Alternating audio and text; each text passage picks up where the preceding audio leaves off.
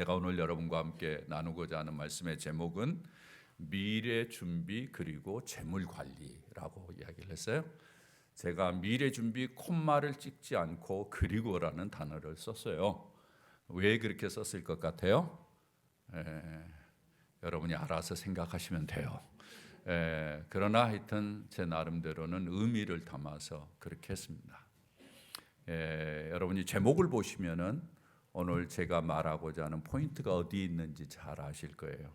인생을 살면서 미래를 생각하고 준비하는 과정이 얼마나 중요한지라는 것하고 그 과정 속에서 재물이라는 것이 얼마나 중요한 이슈로 자리매김을 하고 있는지 이 부분은 어느 정도 감을 잡으실 거예요. 이제 이 부분에 대해서 말씀을 드리려고 하는데 사실은 제 말이 아니고 예수님께서 주신 말씀의 기초에서 제가 말씀을 드리려고 합니다. 여러분들이 이제 이 말씀을 보면서 먼저 좀 정리를 하고 싶은 것이 여러분 성경을 배울 때 일반적으로 이제 매 주일날 와서 예배를 드릴 때 성경 보는 분들 대부분의 많은 분들이 집에서 성경을 거의 안 보고 주일날만 성경을 보는 경우들이 많죠. 그렇죠? 우리 교회는 그렇지 않아요. 우리 성도들은 뭐 새벽기도 하면 새벽기도 이렇게 듣는 분들도 많이 있고 다 그렇기 때문에 제가 그렇지 않는 걸 압니다만은 우리가 일반적으로 보면 이제 주일날 부분적으로 성경을 보잖아요. 부분적으로 성경을 보기 때문에 많은 크리스천들이 성경을 부분적으로는 알아요.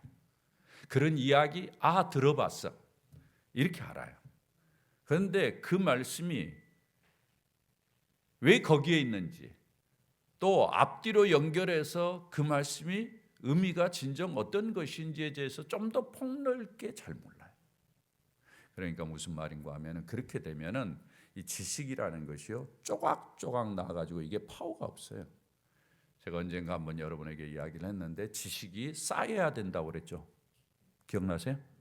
말씀이 쌓여야 돼요. 그래야 이게 파워를 가져요. 여러분도 여러분의 전문의 에리아에 영역에 지식이 쪼각쪼각 나 있으면 그건 파워가 없습니다. 아무런 힘이 없어요. 잊어버려요 금방. 그러나 여러분들이 하나 둘 차곡차곡 쌓이면서 처음부터 끝까지 여러분의 전문 에리아에 딱 분야에서 그거 하면은 그건 이런 지식 정보들이 있다. 딱 정리가 되면 그것을 통해서 여러분의 행동이 움직이기 시작하는 거예요. 그럴 때 그 지식이 파워가 있다고 이야기를 하거든요. 여러분의 삶 속에 하나님의 말씀이 파워가 있어야 되거든요. 파워가 있기 위해서는 여러분이 매주일 쪼각쪼각 난 지식만 기억해서는 안 돼요. 하나님의 말씀을. 때에 따라서는 하나님의 말씀을 전체를 놓고 통합적으로 살펴볼 필요가 있어요. 그래서 여러분이 성경을 읽을 때마다 성경 본문 하나를 딱 읽으면 앞에는 무슨 말씀이 있었지? 뒤에는 무슨 말씀이 있지? 이런 것 정도는 살펴보는 것이 예예요. 옛날에 우리 하나님 나라에 가신 우리 이용식 장로님, 우리 전현희 원사님, 이용식 장로님이 성경을 이렇게 쭉 외우게 된 전체를 외우게 된 그런 많은 부분을 외우게 된 이유가 있어요. 한 절씩 한 절씩을 외우니까 그게 말씀이 별로 그렇게 힘이 없더라는 거야. 그래서 그냥 전체를 외워 로마서 8장 전체, 시편 전체 뭐 이런 식으로 외워가기 시작했다라는 말을 제가 들은 적이 있어요. 그 말은 무슨 말인가 하니 하나님의 말씀을 부분적으로 알면은 힘이 없습니다. 그래서 가끔 이렇게 좀 전체적으로 어떤 구조와 어떤 스타일 속에서 이 말씀이 여기에 있는가 이런 것들을 살펴볼 줄 알아야 돼. 우리가 지금 누가복음 16장의 말씀을 보는데 이 말씀은 본래 어디서부터 출발이 되는가 하면 누가복음 10장에서부터 출발이 돼요.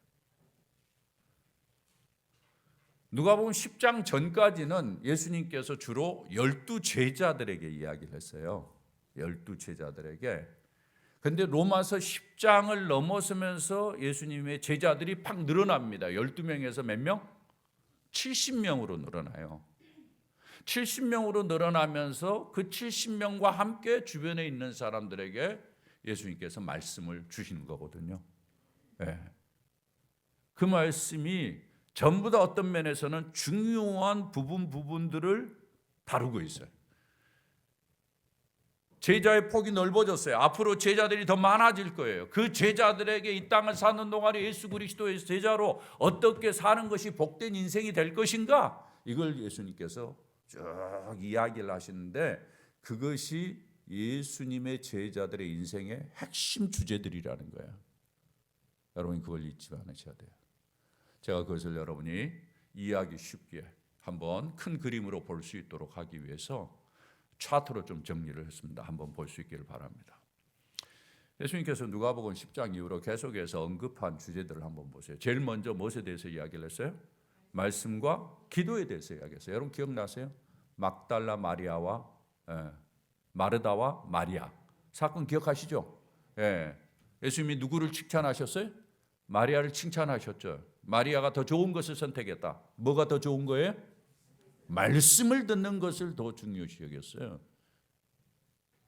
중요한 걸 이야기하고 있는 거예요. 예수님께서 예수 그리스도의 제자로 살아가는 데서는 뭘 가장 중요시 여겨라? 말씀을 제일 중요시 여겨라. 우리 청소년들 기억하세요?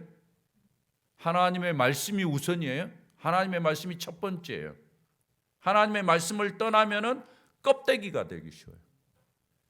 여러분 신앙생활은 의식이 아니에요. 말씀의 말씀. 의식은 돕는 거예요. 말씀이 기준이에요. 그리고 그 다음에 이어서 예수님께서 주신 말씀 뭐예요? 기도를 가르쳐 주는 거예요. 말씀을 먼저 하고 그 다음에 기도를 가르쳐 줬어요. 말씀과 기도가 첫 번째예요. 그 다음에 주님이 이야기한 게 귀신을 내가 쫓아낸다. 너네들이 이 땅을 사는 동안에 귀신을 쫓아내면서 살 수 있어. 하나님의 나라가 임했기 때문에 너는 사탄의 세력들을 도전하면서 사는 거야. 그렇지 않으면 사탄의 영향을 받아 계속해서 사탄을 물리쳐라. 이 말씀을 하시는 거거든요. 여러분 잘 생각해 보세요. 우리의 인생에 있어서 진짜 중요한 것이 뭐냐? 말씀과 기도, 그 다음에 사탄의 도전을 물리치는 거예요. 이거 실패하면 여러분 껍데기가 돼버려요. 이거 실패하면 크리스찬으로서 제대로 살 수 없어요. 그러면서 주님께서 이 땅에 많은 사람들이 표적을 구하는데 진정한 표적은 누구다? 예수님이다. 예수 그리스도가 진정한 표적이다. 예수 그리스도가 가장 먼저다. 그러면서 주님이 이야기합니다. 바리새인이나 율법교사처럼 외식하는 자가 되지 마라. 물질 너희들이 나를 따르면서 염려할 수 있는데 그 염려와 근심을 다 내려놔라. 그리고 준비하고 깨어있어라. 시대를 분별하고 늘 회개하는 마음이 잊지 마라. 열매 맺는 자가 되라. 좁은 문으로 들어가기를 힘써라. 겸손해서 늘 끝자리에 앉기를 힘써라. 잃어버린 한 영혼이 하나님에게는 진짜 중요하다라는 주제들을 쭉 이야기를 하고 있어요. 여러분 이 주제들을 한번 생각해 보세요. 머릿속에. 크리스천들이 전부 다 기억하기는 어려울 거예요, 여러분. 그러나 여러분들이 예수님께서 주로 이야기했던 것들을 이렇게 정리를 해서 보면은 아하, 우리의 인생의 어느 부분에 좀 신경을 쓰면서 사는 것이 중요한지를 가닥을 잡을 수 있어요.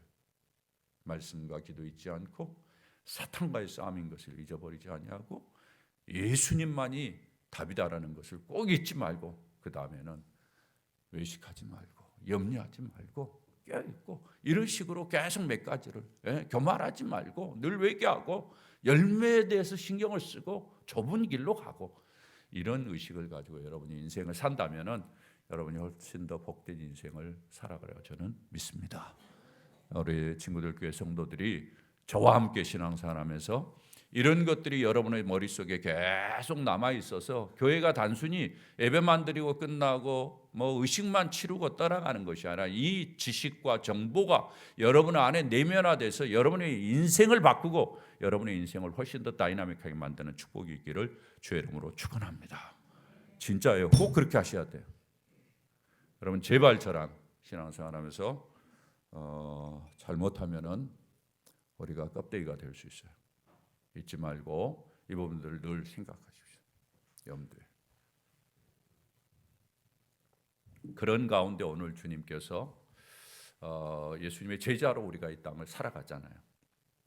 사실은 예수님 우리가 이 땅을 살아가지 않고 그냥 천국으로 바로 예수 믿음과 함께 천국으로 바로 가버렸다면은 아무런 문제가 안 돼요.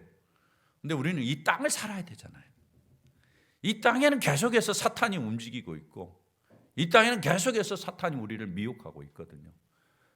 사탄은 우리를 죽이려고 하고 계속해서 우리를 하여금 건강한 삶을 살지 못하도록 계속해서 우리를 끌어내리고 있다고요. 이것이 아주 강렬한 도전이에요, 여러분.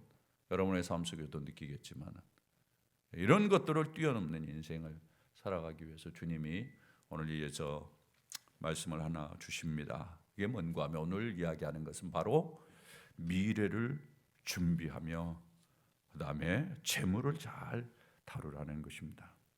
요즘 많은 사람들이 미래에 대해서 준비를 많이 합니다. 여러분 미래를 어떻게 준비하고 계시는지요? 요즘 사람들이 미래 준비 이야기하면 주로 말하는 것이 노후 준비입니다. 이제 그동안 열심히 활동했던 분들이 노후 준비를 열심히 해요. 그게 이슈가 돼가지고 전체 문화를 하여튼 형성하고 있고 대한민국 전체를 휩쓸고 있는 것 같은 느낌입니다. 그러다 보니까 젊은이들도 벌써부터 노후 준비를 해야 된다라고 생각하고 이제 그런 의식으로 인생을 살아가요. 그러다 보니까 이제 무엇에 집중하는 것이 결국 돈에 집중을 하게 됩니다. 참 어떤 면에서는 참 서글픈 일이 아닌가라는 그런 생각이 듭니다. 왜? 젊은이들이 준비해야 될 것이 얼마나요?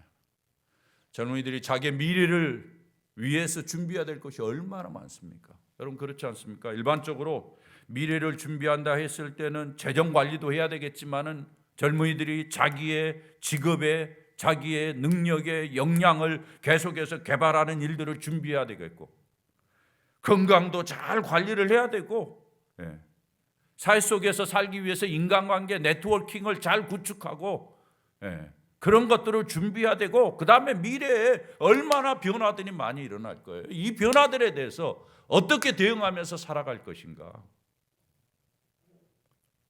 이런 것들을 생각하면서 준비를 해야 되는데 그러지 못하고 살아가고 있잖아요. 돈만 있으면 다다라는 생각을 가지고 살아가고 있고 미래를 준비하는데 상당히 제한된 그런 인생을 살아가는 것을 보면서 참 안타까운 마음이 있습니다. 아울러서 크리스천으로서 우리는 영적인 준비도 해야 되잖아요. 영적인 준비도 안 돼 있는 그런 모습들을 보면서 참 안타깝습니다. 제가 이번에 참 감사한 이야기를 하나 들었습니다. 우리 안광래 장로님 어제 장례를 했습니다마는 안광래 장로님이 그 아들이 하나 있는데 아들이 그 전에는 이야기를 안 했는데 어제서 이야기를 하더라고요. 저한테 아버지가 계시면서 자기한테 계속해서 한 이야기가 내가 죽거든 절대 슬퍼하지 마라. 내가 얼마나 좋은 곳으로 가는데 내가 얼마나 좋은 곳으로 가는데 슬퍼하지 말아라. 그렇게 계속해서 이야기하셨다는 거예요. 그래서 아버지 앞에서 내가 슬퍼하지 않아야 되는데 슬픔이 자꾸 올라온다라는 이야기를 하면서 슬퍼하지 않아야지. 아버지가 계속 그랬다라는 거예요.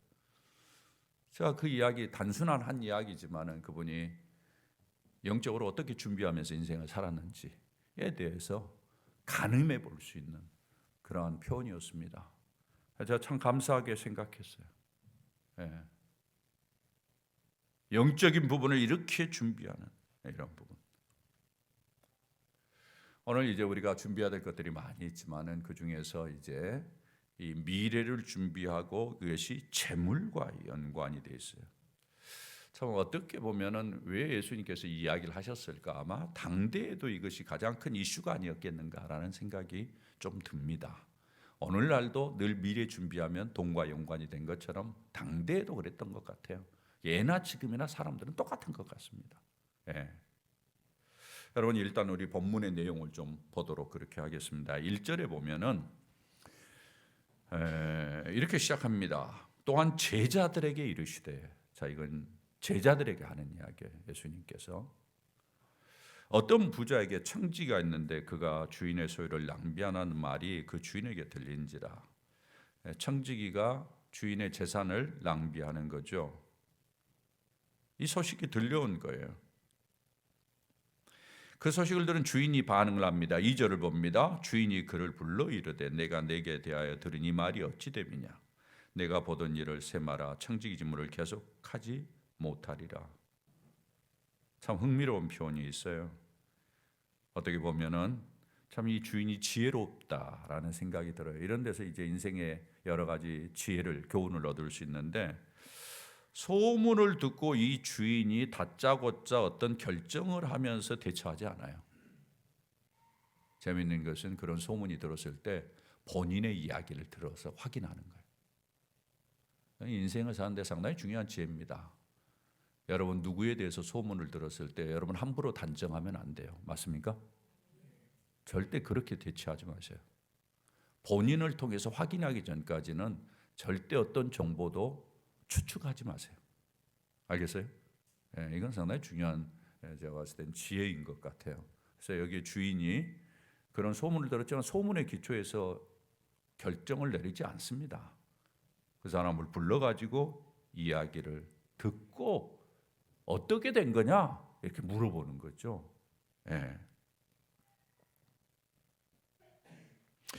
이제 청지기가 이야기를 합니다. 청지기가 그 주인이 결국은 이제 네가 보던 일을 정리를 해라. 청지기 직무를 계속하지 못할 것 같다. 그렇게 해서 3절에 이렇게 얘기합니다. 우리 다 같이 한번 읽어볼까요? 시작. 청지기가 속으로 이르되 주인이 내 직분을 빼앗으니 내가 무엇을 할까? 땅을 파자니 힘이 없고 빌어먹자니 부끄럽구나. 청지기가 주인과 대화를 하면서 감을 잡은 거죠. 이 정도의 감은 모두 다 있으리라고 생각이 되어집니다. 그래서 마음속으로 이야기를 들으면서 주인의 의도가 이거구나.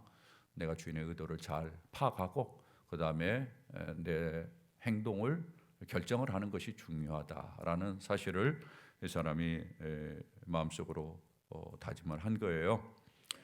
그래서 이제 실직의 위기에 처한 상황에서 이 사람이 행한 행동을 한번 보시길 바랍니다. 여기 보니까 내가 무엇을 할까? 땅을 파자니 힘이 없고, 이걸 보면서 우리가 유추할 수 있어요. 이 청지기가 나이가 많다 적다? 나이가 어느 정도 된다. 청지기로 오래 있었다는 이야기죠. 그리고는 뭐예요? 빌어먹자니 부끄럽다.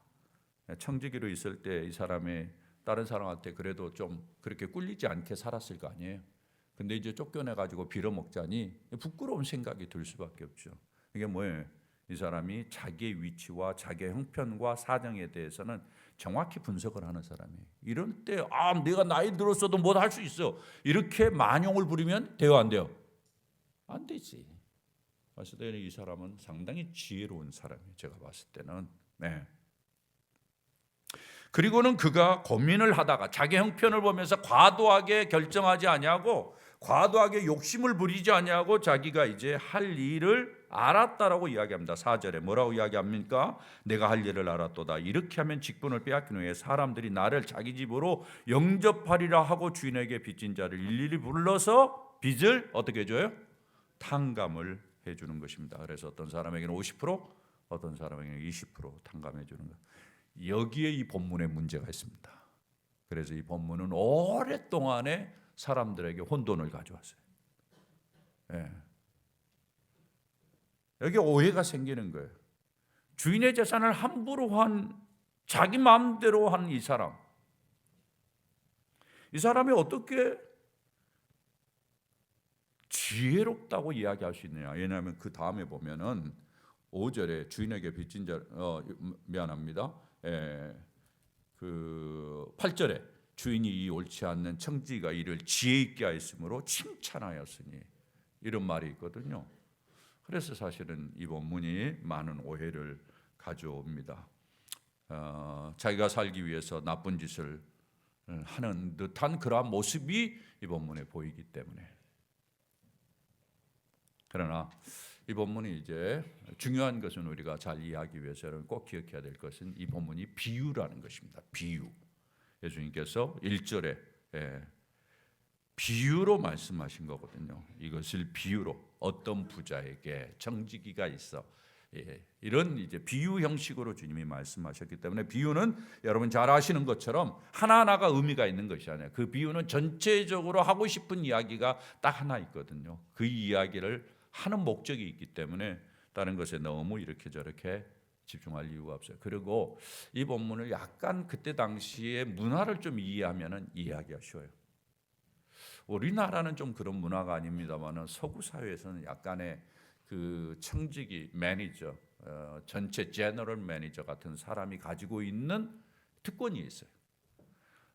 보통 이제 서구 문화 가운데서는 이제 주인이 있으면은 주인이 재산이 많잖아요. 옛날에는 상당히 뭐 우리가 일반적으로 생각하는 재산이 아니까 엄청난 땅과 뭐 농사와 이런 것들이 많이 있기 때문에 그 청직에게 대부분의 이제 이런 재산을 맡깁니다. 그리고는 그것을 관리하도록 해요.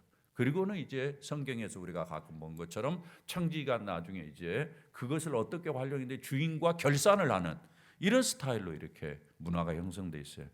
그러니까 주인은 부동산뿐만이 아니라 그에게 채권이라든지 뭐 여러 가지 농사라든지 이런 것들을 다 맡기는 거죠. 그리고는 나중에 주인이 그 과정을 쫙 보면서 이익을 냈는지 안 냈는지 그 과정 속에서 어떨 때는 손해도 볼 수도 있잖아요. 그런 것에 대해서 일일이 책임 묻지 않고 이렇게 움직이는 이런 스타일입니다. 그래서 이런 이제 그 배경 속에서 보면은 오늘날 이제 서구 사회에 가면은 이 제너럴 매니저가 어떤 물건이 있으면은 이 물건을 자기의 범위 내에서 상당히 디스카운트 해가지고 그냥 팔 수 있습니다. 우리나라 뭐 10% 20% 이야기하는데 저희들이 미국에 있을 때 아주 이제 싼 것만 사서 써야 될 그런 형편이기 때문에 이렇게 가면은 주로 싼 것이 뭔가 하면은 진열돼 있는 거예요. 진열되어 있는 것이 이제 사람 손이 많이 닳았기 때문에 상당히 쌀 수 있거든요. 그러나 기본적인 가격을 유지하고 있어요. 그래서 제너럴 매니저를 부릅니다. 그것은 제 아내가 잘해요. 저보다 훨씬 더 잘하는데 불러가지고 이제 이게 디스플레이 돼 있는데 내가 좀 필요도 한다. 이걸 좀 얼마까지 주겠냐 그러면 상당히 저렴한 가격으로 줍니다. 이게 이제 이 소위 청지기들 일반적으로 그들이 가지고 있는 문화적인 행태예요. 그렇게 봤을 때 이 청지기가 한 일이 꼭 비난받을 수 있는 일은 아니라는 것입니다. 그것을 아까 읽은 8절이 그렇게 이야기를 하는 거예요. 주인이 생각하기를 옳지 않는 청지기, 행동은 옳지 않지만은 지혜 있게 하였다 이렇게 칭찬을 하거든요. 제가 봤을 때는 아마 이런 행동이 실제로 이제 주인에게도 유익을 줬던 것 같습니다. 빚을 탕감해 주니까 실제로 이 빚을 탕감하는 것은 주인이 않는 것이다 해서 주인을 인색하지 않는 사람으로 세워주는 그러한 측면도 있었고요. 그 다음에 탕감해 줌으로 말미암아 사실은 탕감한 양도 있겠지만은 그러나 이 전체 빚에 이 소위 이자가 포함되어 있기 때문에 받을 이자를 생각하면은 이자 중에 일부분을 탕감을 하고 일부분 받는 것만 해도 주인으로서는 별로 소개될 것이 없는 그러한 측면에서 보면 이 사실 자체도 그렇게 우리가 뭐 오해를 할 만한 것은 아니다라는 생각을 좀 하게 됩니다. 자, 이런 내용으로 주님께서 결국은 이제 이런 비유를 좀 드는 거예요. 그리고는 주님이 교훈을 합니다. 어떻게 교훈을 하는가 하면은 여러분 잘 보십시오. 9절에 내가 너희에게 말하노니 뭐라고 이야기합니까? 불의의 제물로 친구를 사귀라. 이 말도 잘 어색하죠? 이해가 안 되죠? 어떻게 이럴 수 있느냐? 그러나 어떨 수 없어서 내게 불의의 제물이 있다면 그것을 선용하면 된다라는 그런 이야기죠. 제물을 잘 사용하라라는 그러한 측면에서 강조하는 거고요. 그 다음에 10절에 보면은 작은 것에 충성해라. 별거 아닌 것 같은 것에도 내가 최선을 다해라. 불의한 제물에도 11절에는 충성해라. 그래야 네가 참된 것으로 맡을 수가 있다. 다른 사람이 더 좋은 것을 너에게 맡긴다. 그러면서 이제 13절에 뭐라고 이야기합니까? 두 주인을 섬길 수 없다. 하나를 미워하고 하나를 사랑한다. 너희들이 재물을 섬기지 말고 하나님을 섬겨라. 이런 이야기들을 계속해서 하고 있습니다. 자, 이것이 이제 본문의 내용이에요. 이 본문을 통해서 궁극적으로 예수님께서 하고 싶은 이야기가 무엇일까? 여러분이 가지고 있는 주보에 이제 설교를 메모할 수 있는 시트에 3번 문제를 보면은 제가 4가지를 정리를 했습니다. 여러분이 보시면서 통찰력을 얻었으면 좋겠습니다. 첫 번째, 다 같이 한번 읽어볼까요? 시작. 미래를 준비하는 자로 살아라. 오늘 청지기의 이야기를 그 자체로 보면 이해가 되지 않는 것입니다. 비윤리적이고 비도덕적인 행위가 마치 좋은 것으로 그렇게 포장되어서 소개되는 것 같습니다. 그러나 말씀드린 것처럼 이 비유는 비유입니다. 그렇기 때문에 강조하는 것이 있는데 그 강조하는 것이 뭐냐? 미래를 준비하는 의식을 갖고 인생을 살아라라는 것이 주님이 강조하는 거예요. 청지기가 주인의 의도를 알고 자기가 실직할 걸 눈치챘어요. 예. 그렇다면 거기에서 뭔가를 대안을 찾고 준비를 해야 되는데 뭐가니 그냥 있으면 안 된다는 그 상황에서 자기에게 덕이 될 수 있는 일들, 이것을 찾고 실천하는 거죠. 일반적으로 많은 경우 이런 이제 상황이 되면 좌절하고 낙심하죠. 그리고 속에서 분노가 생겨요. 내가 몇 년을 이 사람을 위해서 충성했는데 이런 대우가 뭐야? 그렇게 할 수 있죠. 많은 사람들이 그렇게 행동을 합니다. 그래서 부정적으로 이런 위기 상황들을 대처해 나가는 어리석은 것들을 볼 수 있어요. 그렇게 해봤자 아무런 도움이 안 됩니다.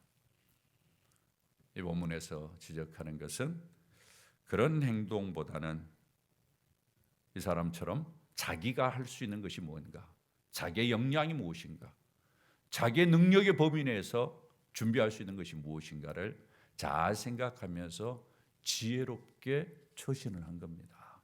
이걸 강조하는 거예요.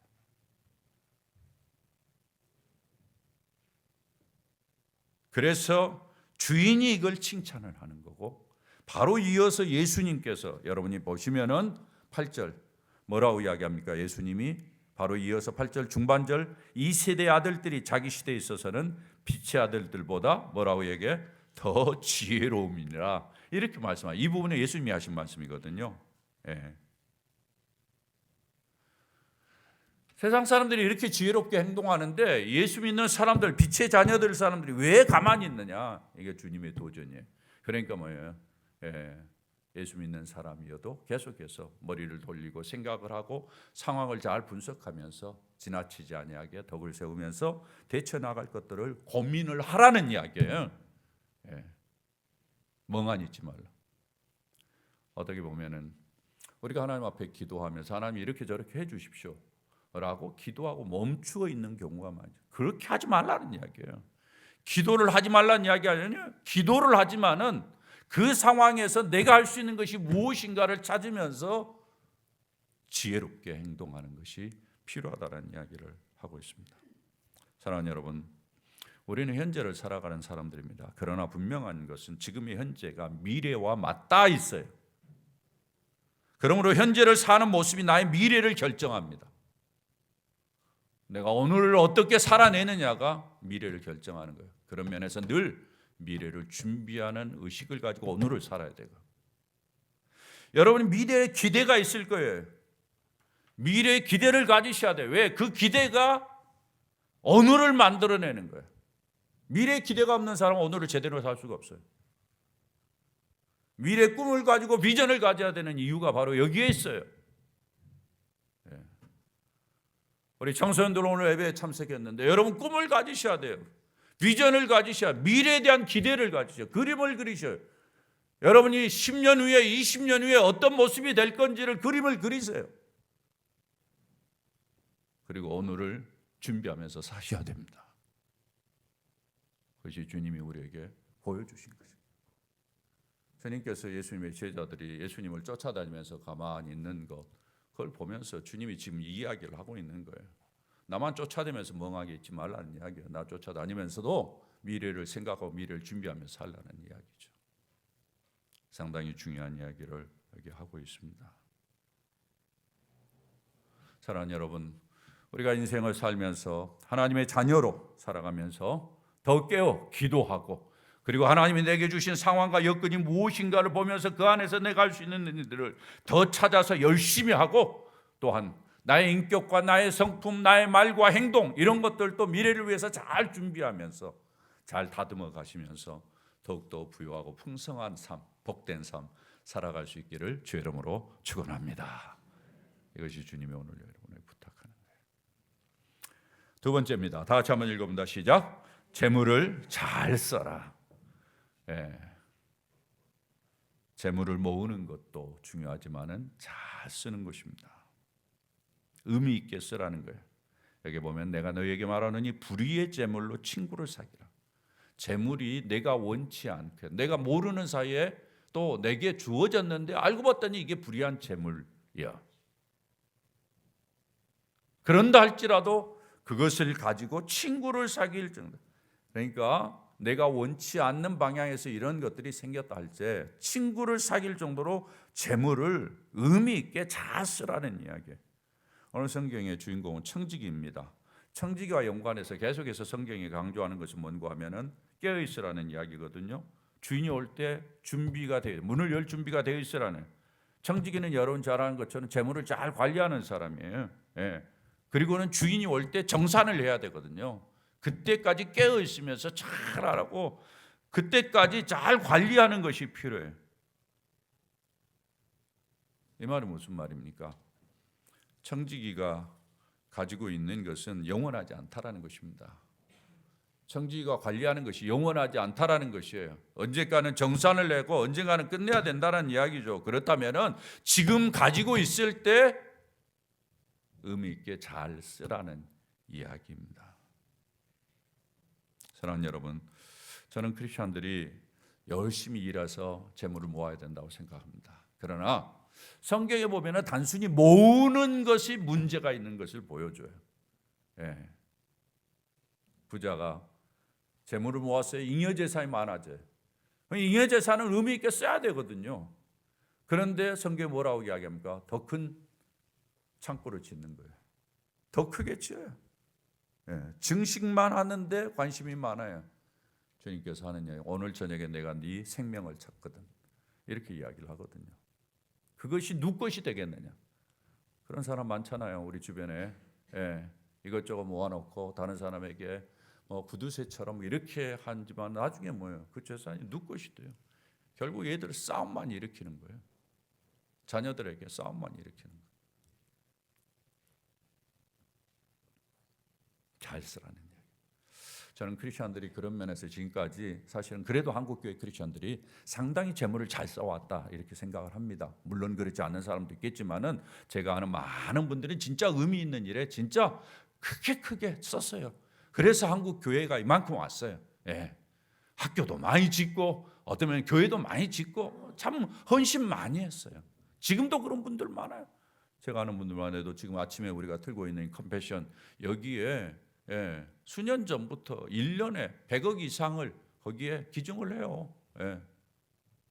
이번에 산불 났을 때 산불 나네 다른 데 뭐 대기업들은 30억 이런데 그분은 100억이었어요. 예. 제가 그분을 알아요. 예. 대단한 분이죠. 저는 크리스천들이 참 많이 했다고 생각합니다. 그럼에도 불구하고 우리가 우리의 상황과 여건 속에서 이렇게 재물을 잘 쓸 수 있는 그러한 사람으로 준비되고 그러한 사람으로 미래를 준비하면서 살아가는 것은 아주 지혜로운 처신이다. 그렇게 생각을 합니다. 여러분의 삶 속에서도 이런 은혜가 넘치기를 바라고 이렇게 가능한 것은 내가 가지고 있는 것이 일시적이다. 영원한 것이 아니다라는 것을 정확히 알아야 돼. 여러분 꼭 기억하십시오. 어떤 것도 영원하지 않습니다. 내가 가지고 있을 때 돈은 돌고 돈다잖아요. 의미 있게 쓸 수 있는 생각을 하시면서 많은 덕을 쌓고 하나님의 영광을 더 높일 수 있었으면 좋겠다 이런 생각이 듭니다. 세 번째로 이야기하는 것이 있습니다. 뭐라고 이야기합니까? 작은 일에 충성하라. 작은 일에 충성하라. 10절입니다. 작은 것에 충성된 자는 큰 것에 충성되고 이렇게 이야기를 해요. 작은 것에 충성하라. 적은 것을 우습게 여기지 말라는 이야기예요. 청지기의 역할은 중요한 거예요. 제가 지금까지 인생을 살면서 보니까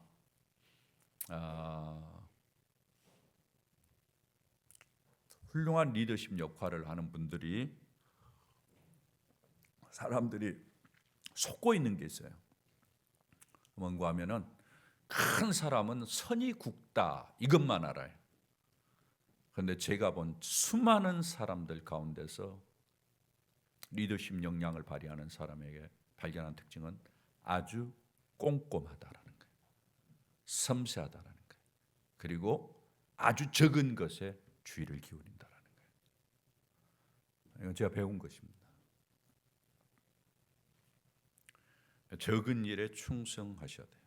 주님이 우리에게 보여준 거예요. 예.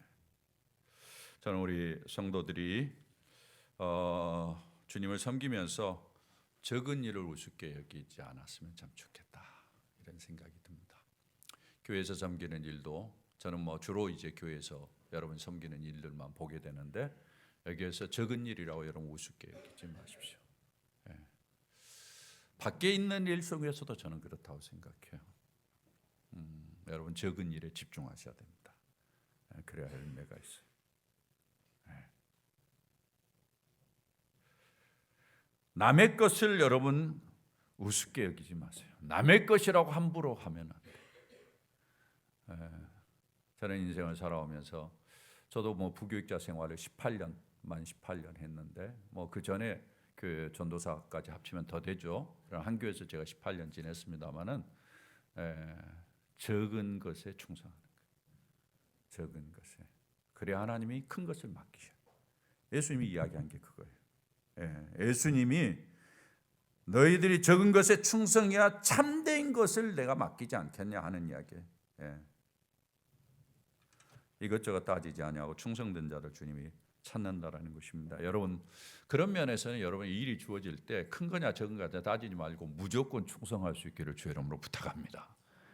무조건 충성하세요. 그러면 돼요. 어떤 사람 보면은 자기에게 일이 너무 많다고 불평하는 사람이 있어요. 제가 봤을 땐 그건 잘못하는 것입니다. 일이 많을수록 어떻게 생각해야 돼? 내가 충성된 사람이구나. 그러니까 내게 맡겨진 일이 많구나. 이렇게 생각하셔야 돼. 맞아요, 틀려요? 그렇게 생각하셔야 돼요. 보십시오. 저는 큰 교회 있어 봐서 알아요. 큰 교회 있어서 시원찮게 하는 사람에게 일 안 줍니다. 일 안 줘요. 왜냐? 불안하니까. 그러나 잘하는 사람에게는 저 친구는 확실히 하니까 일을 주는 거죠. 더 많이 하는 거예요. 그때 내가 진짜 충성되지 못해가지고 내게 일이 없구나라고 탄식하면서 자기를 반성하는 사람, 복된 사람이. 그러나 내게 일이 별로 없으니까 편하고 좋구나, 이런 사람은 어떤 사람이야? 그 다음은 생략하겠습니다. 네 번째를 봅니다. 다 같이 한번 읽어봅니다. 시작. 하나님만을 섬기라. 자, 주님께서 마지막으로 강조한 것입니다. 미래를 준비하는 과정에서 재물이 중요한데, 재물이 잘못하면은 뭐가 될 수 있다라는 거예요? 우상이 될 수 있다. 여기에 재물이라는 말이 만몬과 맞물려 돌아갑니다. 만몬 신이 있잖아요. 우상 신.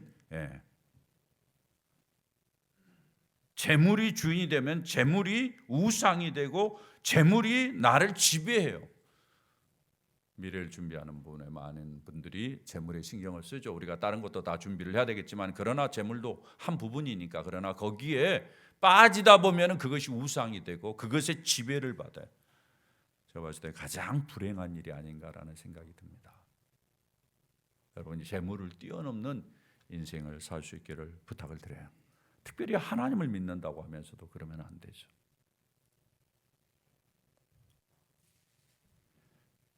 사랑하는 여러분, 오늘 주님이 이 말씀을 주시는 배경을 우리가 놓치지 말아요. 바로 앞에 보면은 탕자의 비유가 나와요. 탕자가 주인에게 돌아왔어요. 주인에게 돌아오면서, 아버지에게 돌아오면서 무슨 하고 이야기합니까?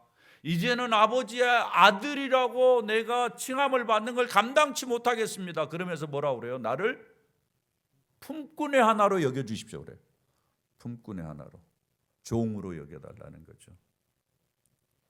그건 뭘 이야기하느냐? 어떤 면에서는 우리 크리스천들이 이 땅을 사는 동안에 그런 의식을 가지고 살아야 된다라는 이야기이기도 합니다. 우리는 하나님의 종입니다. 맞습니까? 그러나 영광스러운 종입니다. 할렐루야. 영광스러운 종이에요. 우리가 주의 일에 수종드는 사람들이에요. 내가 가지고 있는 거 아무것도 내 것이 아니에요. 어떤 것도 영원하지 않아요. 다 놓고 가야 돼요. 미래를 준비하면서 철저히 준비하시고, 물질에 매이지 아니하고 물질이 전부인 것이냐 끌려다니지 마시고 그것을 뛰어넘어서 하나님 나라의 아름다운 상급을 쌓고 하나님의 뜻을 이루고 계속해서 발전해 가면서 하나님을 영화롭게 하는 행복한 인생들, 풍성한 인생들 될 수 있기를 주의 이름으로 축원합니다.